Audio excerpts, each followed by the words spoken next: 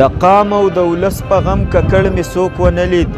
د قام او د ولس په غم ککړ مې څوک ونه لید بس دلته چې راځي نو لوټ کولو له راځي او چا وی دا سړی ښه دی د غریبو خدمتګار دی ما وی دا د غریب تباه کولو له راځي او په خوله باندې چې پوست دی دا زمونږ خیرخوا نه دی جانانه دا زما او ستا ورانولو له راځي او پښتونه که یو ځل د اتفاق ته غاړه کېښوه بیا ګورمه چې څوک دې وینو څکلو له راځي